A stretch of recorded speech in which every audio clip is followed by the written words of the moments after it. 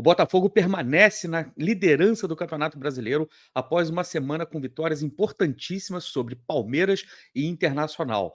Mas a CBF não vai descansar. Eu falo mais sobre isso aí depois da vinheta.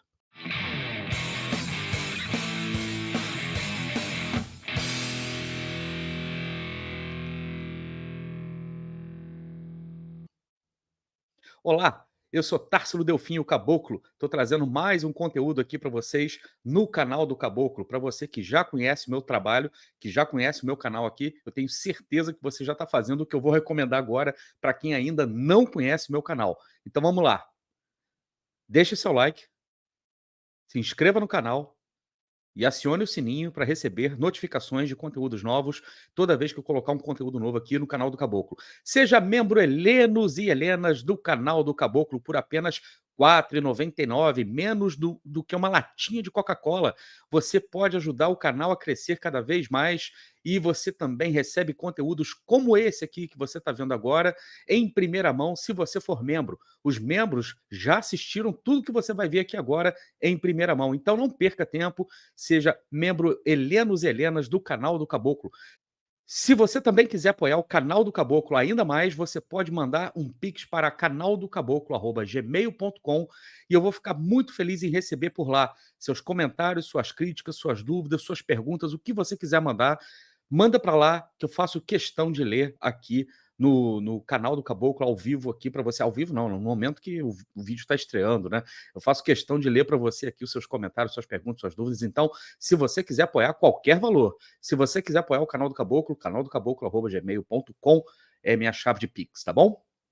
Olha só, o Botafogo teve uma semana espetacular, com 2 vitórias espetaculares sobre Palmeiras e sobre Internacional. Obviamente que são 2 confrontos, assim, muito grandes, muito pesados, e a gente precisa levar em consideração que a gente primeiro enfrentou o Palmeiras.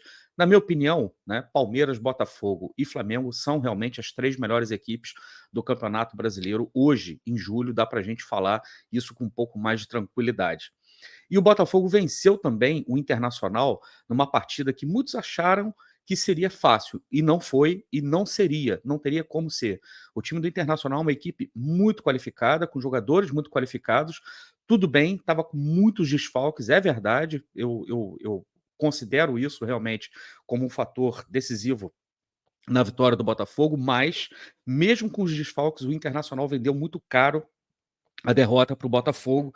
Então a gente pode dizer que são 2 resultados extremamente positivos e importantes que testaram muito a capacidade do nosso elenco e que a gente ficou muito feliz de ver a atuação individual de muitos jogadores, mas o mais importante, que a atuação coletiva do Botafogo, eu reforço isso, a atuação coletiva do Botafogo fez muita diferença, está dando muito gosto de ver a equipe do Botafogo jogando, a gente ganha muita confiança quando está na arquibancada, porque a gente sabe que é uma equipe muito letal, muito forte fisicamente e que taticamente se impõe sobre o adversário e que a gente tem a confiança de que a qualquer momento essa equipe pode marcar um gol.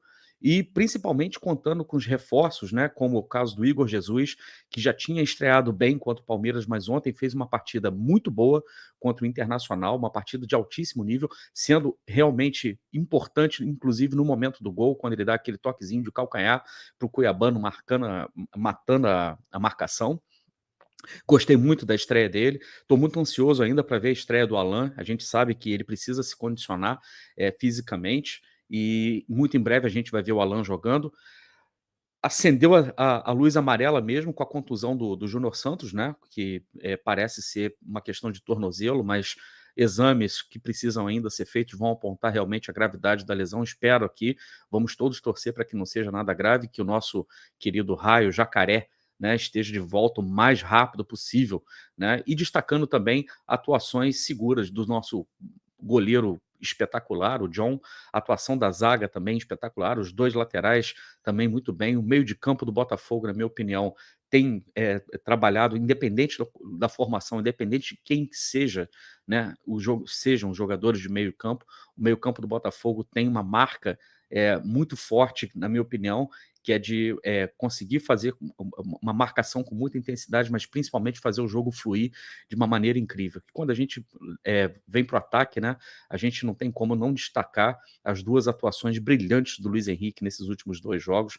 voando o nosso Pantera Negra, tá? Para que você, se você quiser saber mais informações mais detalhadas sobre as questões táticas de Botafogo e Palmeiras e Botafogo Internacional, eu fortemente recomendo que você assista os vídeos que o Fabiano Bandeira fez, meu querido amigo Fabiano Bandeira fez sobre esses 2 jogos, com detalhes assim muito precisos e, obviamente, com muita inteligência e muita capacidade, porque o meu querido amigo Fabiano Bandeira é craque, cracaço da bola. Olha só, eu quero falar, né? Obviamente que não tem como a gente não mencionar isso, que embora o Botafogo esteja na liderança, tá? Vocês não têm a sensação, e é uma pergunta, tá? Você responde aí, coloca nos seus comentários aí, se você concordar comigo ou discordar, não tem problema. Mas vocês têm a sensação de que essa liderança do Botafogo já poderia estar mais folgada? A gente já poderia estar com, sei lá, 6 pontos, 5 pontos, talvez, de vantagem sobre os nossos adversários diretos, como Palmeiras e Flamengo? O que vocês acharam da anulação do gol do Cruzeiro contra o Palmeiras, né, na vitória do Palmeiras por 2-0? O jogo estava 1-0 para o Palmeiras, e aí o juiz, que estava em cima do lance, a 2, 3 metros do lance, não vê falta do jogador do Cruzeiro, um juiz jovem, de 28 anos, se eu não me engano, inexperiente, inexpressivo também, inclusive, não marca falta, o lance segue, o Cruzeiro faz o gol, o VAR chama para corrigir a decisão de campo, quebrando o protocolo, tá? Quebrando o protocolo, quero deixar isso muito claro, e força o juiz a rever a sua posição num lance que, na minha opinião, nem aqui e nem na NBA, nem num jogo de basquete, aquilo ali seria marcado falta. E o Cruzeiro foi gravemente punido.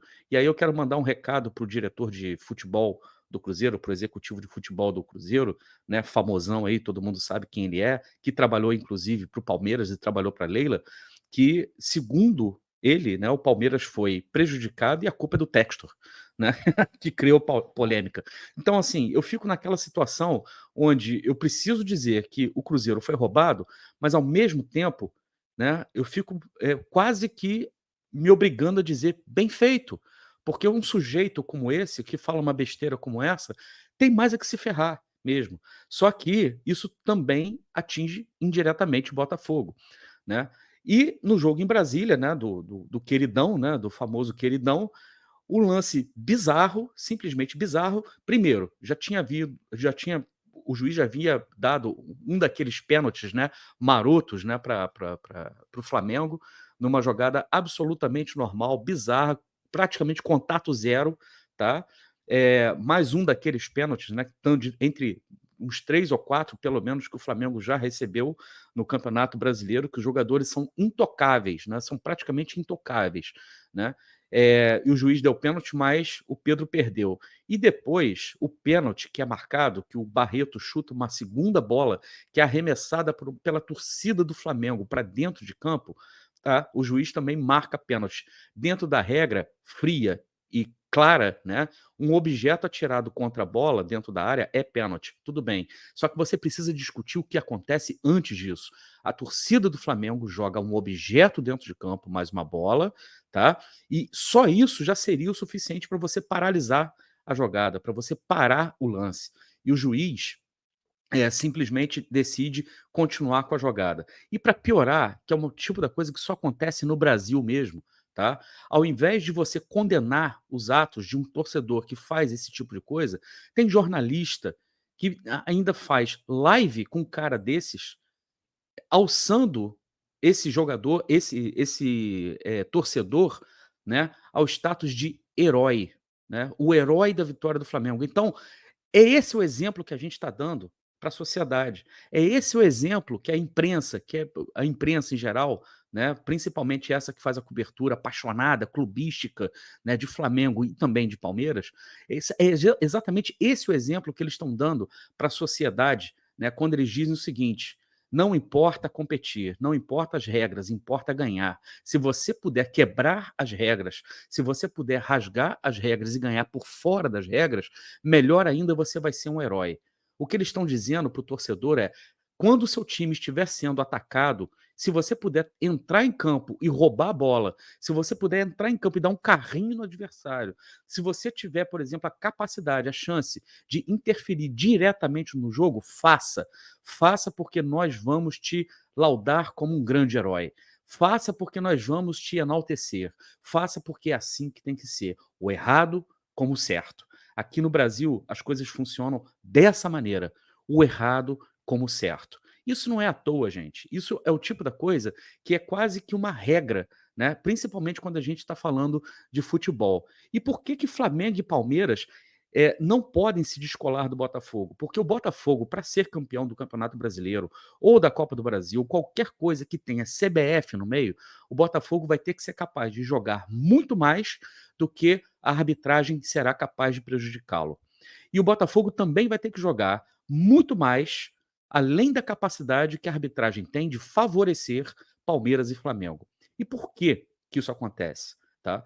Porque não é uma disputa simples entre clubes, é uma disputa, como eu já falei para vocês, entre sistemas, entre conglomerados, é uma disputa de poder, não é nem sequer uma disputa por dinheiro, é uma disputa por poder. Quem controla o futebol brasileiro e o importante é manter o futebol brasileiro dentro de 4 linhas muito bem determinadas, muito bem definidas, pelos donos, digamos assim, do futebol brasileiro. E eu vou mostrar para vocês uma coisa aqui que pode parecer simplesmente uma questão inocente, mas não é. Porque recentemente vocês viram, no dia que Botafogo foi enfrentar o Palmeiras, né, o UOL, né, tentou transformar o dia do confronto no Leila Day, né, que a gente chama de Leila Day, e que você viu o jornalismo brasileiro, né, chegando ao seu nível mais baixo no fundo do poço. Foi uma das coisas mais patéticas que eu já vi na minha vida, e eu fiz questão de mandar isso para um amigo meu que é jornalista e é inglês. Ele simplesmente ficou estupefato com o que ele viu, porque isso é inacreditável. Isso é simplesmente inacreditável. Fazer uma campanha como, por exemplo, o UOL fez, obviamente, vocês acham que isso é orgânico? Vocês acham, por exemplo, que a Mili Lacombe acordou naquele dia falando assim: nossa, eu me apaixonei pela Leila Pereira, eu sou uma comunista, mas eu me apaixonei pela banqueira, como é o título da coluna dela.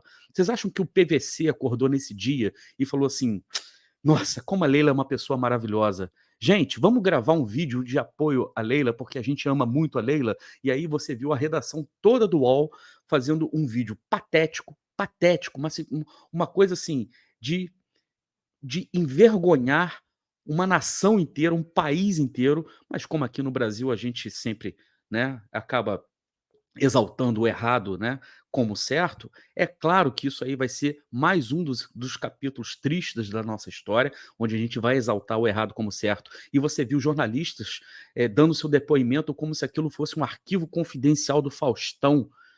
Eu, graças a Deus, eu posso colocar minha cabeça no travesseiro, porque eu jamais, jamais aceitei qualquer tipo de coerção e aceitei qualquer tipo de grana, propina, para ter que falar mal de uma pessoa que eu não goste, que eu desaprove. A única vez que tentaram fazer isso comigo, eu pedi demissão do meu trabalho, porque eu não aceitei e jamais aceitarei lutar não lutar, eu jamais aceitarei rasgar aquilo que é mais importante para mim, que são os meus princípios, tá. Pelo menos foi assim que meu pai me ensinou, pelo menos foi assim que minha mãe me ensinou, pelo menos foi assim que eu tive excelentes referências na vida. Eu erro, eu não sou perfeito, obviamente que não, todo mundo erra, tá. Mas uma coisa é você simplesmente vender o seu caráter. Isso é uma coisa muito grave.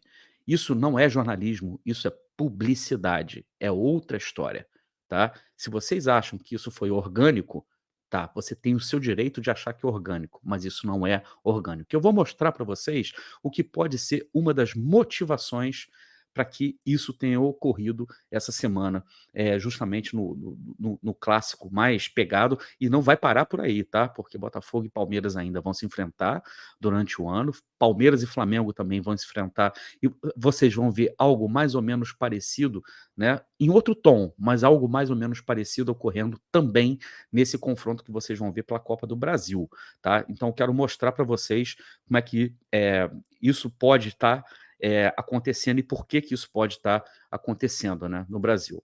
Eu quero mostrar para vocês uma coisa chamada direitos de transmissões, tá? A princípio, vocês vão tentar não vai ter uma conexão com o que eu estava falando aqui agora, mas calma que eu vou estabelecer essa conexão. Isso aqui são os valores de direito de transmissão, a fonte aqui é o jornal Lance, tá? É o site do Lance, em que você tem os valores de quanto a cada liga, negocia seus valores de direitos de transmissão. E eles são divididos em 2, em direitos de transmissão domésticos e direitos de transmissões internacionais. A Premier League, tá, ela vende por um total de 21 bilhões de reais. Então, todos os valores estão em reais aqui, tá, gente?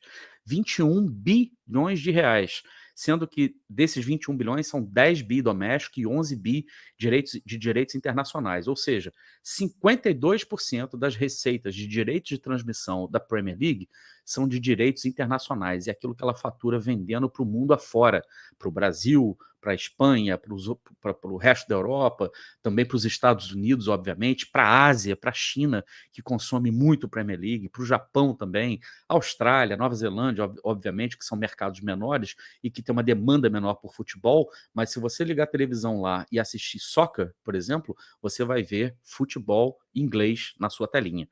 A La Liga, por exemplo, chega com números muito próximos aos direitos domésticos, porém, olha a discrepância que tem para direitos internacionais comparado à Premier League. Mas a Premier League é muito equilibrada, né? Digamos, a La Liga também é muito equilibrada. Ela é o segundo maior valor de direitos de transmissões direitos de transmissões total e fica pela metade praticamente da Premier League. Olha a força da Premier League, tá? E a Espanha vende, a La Liga vende por 6,4 bi os seus direitos domésticos e 4,4 bi os internacionais, ou seja, os internacionais correspondem a 41% de tudo que é vendido em termos de direitos de transmissões da La Liga. Bundesliga, eu vou só falar os valores percentuais, tá? 14% dos direitos de transmissões da Bundesliga é internacional. Menos de 1 bilhão de reais aí, que são 915 milhões. É interessante, né? Porque é uma liga que basicamente você tem quase que o mesmo campeão todo ano, só esse ano, por exemplo, que a coisa mudou lá, mas é praticamente um campeonato de um time, né? E mesmo assim eles não conseguem vender nesse valor aí. A Série A da Itália, né? O campeonato italiano, o Calcio, que as vendas internacionais correspondem a 18% do valor total, totalizando 1,1 bi, e a Ligue 1 da França, Ligue 1, né, que tem 12% de direitos internacionais correspondendo aos direitos de transmissões, no valor de 430 milhões de reais. Aí você deve estar se perguntando nesse momento, e o Brasil, né? Como está o Brasil nessa conversa? O Brasileirão, o Campeonato Brasileirão, esse campeonato maravilhoso, que né, saudado como o melhor futebol do mundo, pentacampeão mundial com pachequismo lá nas alturas, né, nas raízes, né, exaltado aí por muita gente, por incautos e jovens, né, que adoram dados também, né, que se encantam demais com o futebol brasileiro. Tá aí os dados de direitos de transmissões do Campeonato Brasileiro. 1,9 bi, né, de direitos domésticos e 50 milhões, vou repetir, 50 milhões de reais de direitos de transmissão internacionais, totalizando 2,4 bi, e o valor percentual de direitos de transmissão internacional do Campeonato Brasileiro é 2,1% do valor total. Obviamente, se você joga Botafogo e Fluminense numa quarta-feira, 7 horas da noite, na Inglaterra são 11 horas da noite, em Portugal são 11 horas da noite, na Espanha é meia-noite. Quem que numa quarta-feira, em sã consciência, na Espanha, Portugal ou Inglaterra ou Alemanha, vai ligar sua televisão para assistir o belíssimo clássico entre Botafogo e Fluminense no estádio Newton Santos, que é marcado numa 7 horas da noite, quarta-feira, pela detentora dos direitos de transmissão do campeonato, junto com a organizadora, que é a CBF. Se você liga a sua televisão, se você mora na Inglaterra, na Espanha, em Portugal, por que você iria assistir, por exemplo, o Botafogo jogar contra o Internacional, jogo que começou às 6h30 da tarde aqui no Brasil e começou às 10h30 da noite lá em Portugal, na Inglaterra, num sábado à noite. Aí imagina um inglês ou um português ou um espanhol se preparando para sair para balada. Não, não vou não. Eu vou ficar aqui, né? Porque é muito melhor assistir Botafogo Internacional, né, nessa hora. E fica pensando, né, fica raciocinando aí em cima da grade de horários, né, que a Globo decide, que a Globo define, que é melhor para ela, para colocar na hora que ela quer, no dia que ela quer, para controlar a audiência da maneira que ela quer, porque o modelo de negócios da Rede Globo funciona dessa maneira. Ela que detém o monopólio, por enquanto, detém o monopólio das transmissões do Campeonato Brasileiro. Por que isso aqui é importante, gente?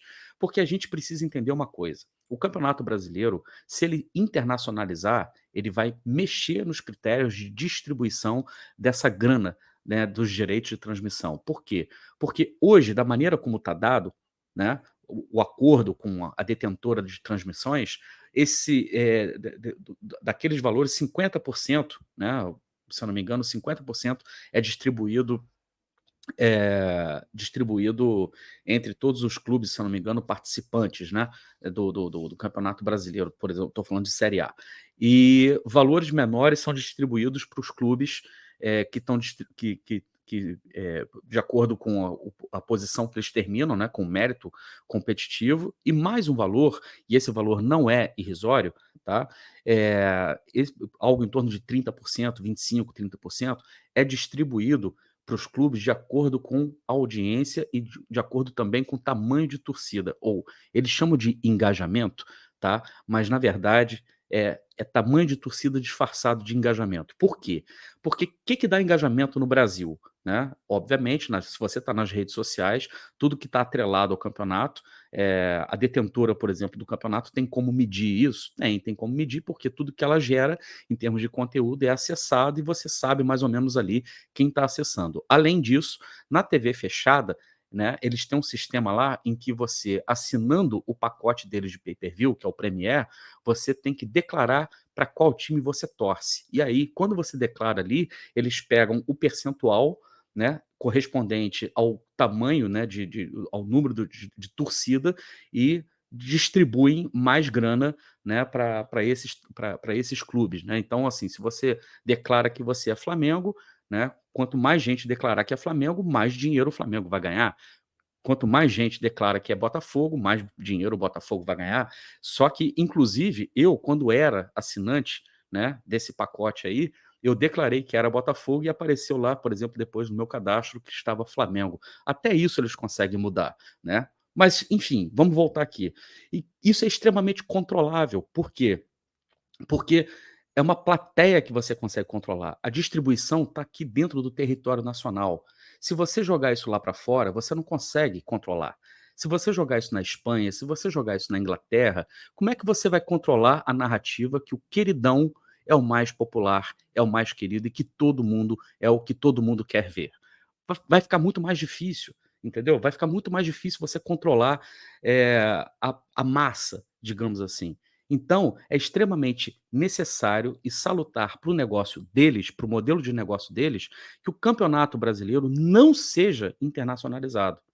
Internacionalizar o campeonato significa perder controle.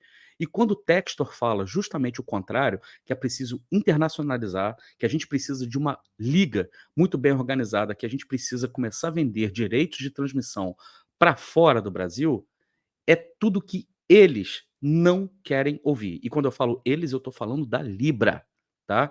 É tudo que eles não querem ouvir. Por quê? Porque lá fora eles vão ter que competir. Aqui dentro eles têm a vitória garantida. Porque tem mais torcedores? Sim, tem mais torcedores.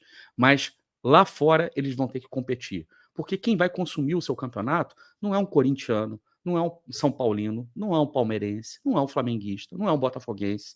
É gente que gosta do futebol brasileiro e que vai começar a desenvolver o hábito de assistir ao futebol brasileiro do nada, do zero, e digamos assim, muito baseado naquilo que as equipes estão mostrando em campo. E aí você vai precisar de lisura também no seu campeonato. É outro problema que é muito difícil para você internacionalizar, porque quem que vai querer ficar comprando um campeonato marmelada? Quem que vai querer ficar comprando um campeonato onde todo final de semana um time tem garantido pelo menos um pênalti a seu favor, ou um time tem garantido que seus jogadores são intocáveis e que tem carta branca para descer o sarrafo nos adversários que não serão expulsos e não receberão cartões amarelos? Quem que vai comprar marmelada? Ninguém quer comprar marmelada. Todo mundo quer comprar campeonato competitivo. É por isso que a Premier League faz o dinheiro que faz. É por isso que a La Liga faz o dinheiro que faz. Porque independente de qualquer coisa, porque erros acontecem, mas independente de qualquer coisa, as pessoas querem ver competição. E não tem nada que os donos não, os donos do poder, os donos do futebol no Brasil mais abominam: competição. Eles não gostam de competir. O Brasil é o único país do mundo onde os capitalistas não querem competir, eles querem ganhar, eles querem monopólio. É disso que se trata, tá? Então, para que isso aconteça, é extremamente importante não internacionalizar. Entenderam aí a campanha da senhora Mili Lacombe, do senhor PVC, contra o fato do Textor só falar inglês? Ele não fala inglês, ele não fala português, ele só fala inglês. Será que ele fala inglês na Ligue 1, né, nas discussões da Ligue 1? Sim, ele fala inglês lá, porque isso não é um problema, tá? Porque quando você está dizendo que ele não fala português, que ele deveria falar português, primeiro, você está trabalhando aí com o emocional do grande público, jogando para um nacionalismo exacerbado, um patriotismo exacerbado. Isso vai servir de alguma coisa daqui a pouquinho que eu vou falar, tá? E ao mesmo tempo você está fazendo apologia da ignorância. Qual é o problema de uma pessoa aprender uma segunda língua? Qual é o problema, por exemplo, de um brasileiro aprender a falar inglês? A língua internacional dos negócios hoje em dia é inglês. Se você sentar com um chinês hoje para negociar, você vai negociar em inglês. Se você sentar com um afegão hoje para negociar, você vai negociar em inglês. Se você sentar com qualquer pessoa de qualquer nacionalidade, 90% de chance de você negociar com inglês. Então, essa picuinha idiota de que o Textor não fala português, tá no meu país, tem que falar a minha língua, esse tipo de picuinha, né? Essa coisa pequena, medíocre, ridícula que vocês estão pregando aí, PVC e Miri Lacombe, tá? A gente sabe muito bem de onde vem esse caipirismo, esse capiauzismo, né, de vocês aí. Isso, né, é mais uma das narrativas empregadas contra a internacionalização do Campeonato Brasileiro, a internacionalização, na verdade, do futebol brasileiro. Porque se tudo continuar do jeito que está, todos os jogadores, por exemplo, que vão servir a seleção brasileira são esses aí, oriundos de Palmeiras, de Flamengo, de São Paulo, né, do clubinho ali, da galerinha fechada, né? Por quê? Porque é uma questão de controle, não é uma questão só de dinheiro. Dinheiro também, porque o orçamento da CBF é muito grande, mas é uma questão de controle. E aí eu quero mostrar mais uma coisa para vocês, né, que isso vai acontecer no futebol brasileiro muito em breve. As eleições na CBF, tá? As eleições na CBF começam a agitar os bastidores do futebol brasileiro. E a gente sabe que as eleições na CBF não são eleições diretas, o povo não vota na CBF, tá? Mas é extremamente necessário você trabalhar com a opinião pública para que você consiga, pelo menos, sensibilizar chefes de federação e, principalmente, sensibilizar clubes, né, que podem, de repente, ter os seus interesses, seus interesses diretos ou indiretos agraciados, dependendo do candidato, né, que vai surgir ali na CBF. Então, hoje a gente sabe que na CBF as eleições funcionam da seguinte maneira: as federações têm peso 3 na votação, tá? 57,47% dos votos são das federações. Os clubes da Série A, né, têm peso 2, 27,37%. E os clubes da Série B têm peso 1, que é 14,18%. Tá? Então é extremamente importante para quem quiser se eleger na CBF. hoje ter muita influência junto às federações e também ter muita influência junto aos clubes da Série A, porque isso aí é o fiel da balança, tá? A gente está falando aqui, né, da maioria esmagadora dos votos, a gente está falando aqui de praticamente 85% dos votos, tá? Isso é extremamente importante.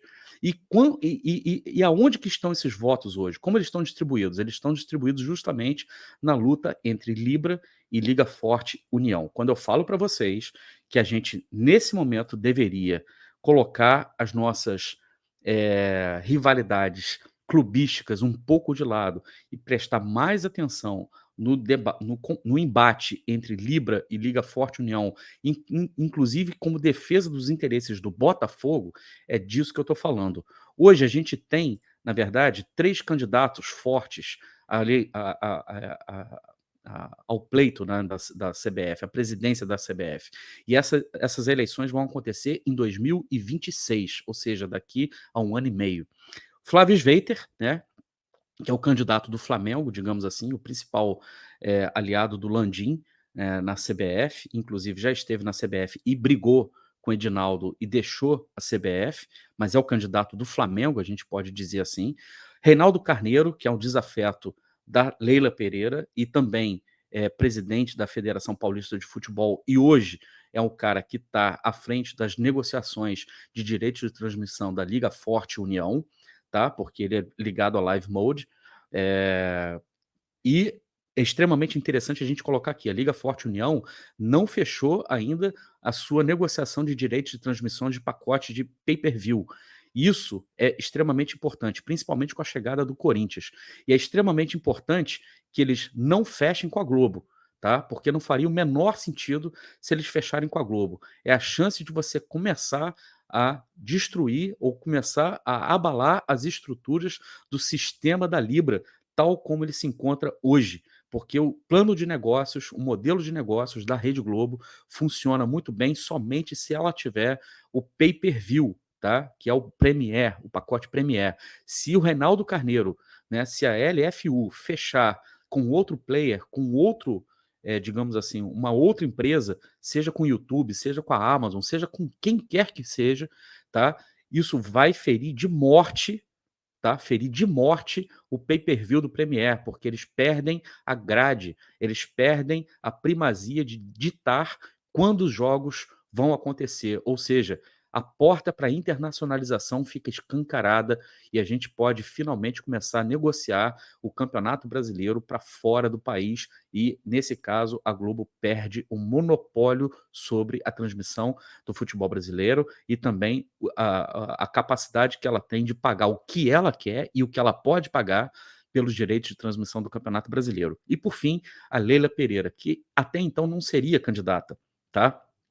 Mas numa entrevista no Roda Viva, eu não sei se vocês vão se lembrar, né? Mas numa entrevista do Roda Viva, que eu vou colocar aqui na tela para vocês, entrevista essa, inclusive, repercutida, né, na ESPN no dia 23 de abril de 2024, tá? Ela é, inclusive, perguntada, né? Porque nesse momento aqui, é óbvio, o Palmeiras vai passar por eleições, né, no final do ano, pelo triênio de 2025 a 2027, tá?